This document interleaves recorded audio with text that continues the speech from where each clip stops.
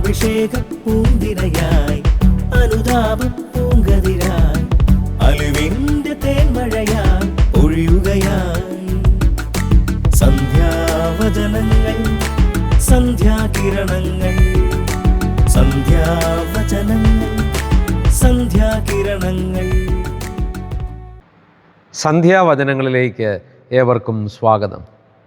വിശുദ്ധ ലൂക്ക അറിയിച്ച സുവിശേഷം 14-ാം അധ്യായം 11-ാം തിരുവചനം. തന്നെ തന്നെ ഉയർത്തുന്നവൻ താഴ്ത്തപ്പെടും, തന്നെ തന്നെ താഴ്ത്തുന്നവൻ ഉയർത്തപ്പെടും. മൂലപാപങ്ങളിൽ ആദ്യത്തേതാണ് നിഗളം അഥവാ അഹങ്കാരം. ആദിമാതാപിതാക്കൾക്ക് സംഭവിച്ച പാപം ഇതുതന്നെയാണ്. അതിൻ്റെ ഫലം എന്തായിരുന്നു? അവർ താഴ്ത്തപ്പെട്ടു. എന്നാൽ ഈശോ അങ്ങേയറ്റം എളിമപ്പെട്ടു. ഈശോയെക്കുറിച്ച് തിരുവചനം എന്താണ് പറയുക?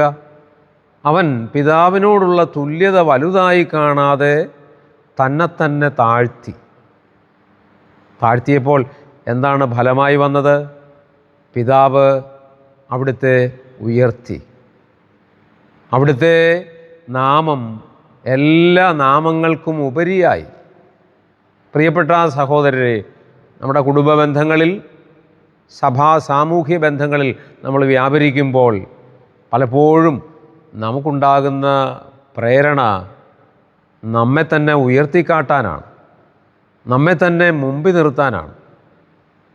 ആത്മീയ പിതാക്കന്മാർ പറയുന്നു, ഇത് മൂലപാപങ്ങളിൽ ഒന്നാമത്തേതാണ്, അടിസ്ഥാന പാപമാണ്. അടിസ്ഥാന പാപമായ നിഗളം അഥവാ അഹങ്കാരം നമ്മിൽ രൂപപ്പെട്ട് കഴിഞ്ഞാൽ മറ്റെല്ലാ പാപങ്ങളും അതിൻ്റെ കൂടെ വരും. അതുകൊണ്ടാണ് അടിസ്ഥാന പുണ്യമായി ഏറ്റവും ബുദ്ധിമുട്ട് പരിശീലിക്കാൻ ഉള്ള ഒരു പുണ്യമായി എളിമയെക്കുറിച്ച് പറയുന്നത്. അതുകൊണ്ട് നമ്മെ സംബന്ധിച്ചിടത്തോളം നമ്മുടെ ജീവിതത്തിൽ അഹങ്കാരം വെടിയാനിടയാവണം. അപ്പോൾ തീർച്ചയായും കർത്താവ് നമ്മെ നിരന്തരം ഉയർത്തിക്കൊണ്ടിരിക്കും. നമ്മിൽ എളിമ രൂപപ്പെടുമ്പോൾ തീർച്ചയായും കർത്താവ് നമ്മെ വളർത്തിക്കൊണ്ടിരിക്കും.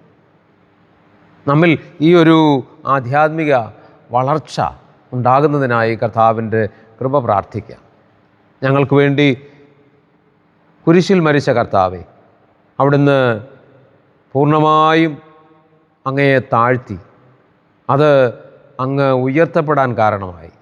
ഞങ്ങളുടെ ജീവിതത്തിൽ അങ്ങയെപ്പോലെ എളിമ അഭ്യസിക്കാൻ കനിവുണ്ടാകണമേ.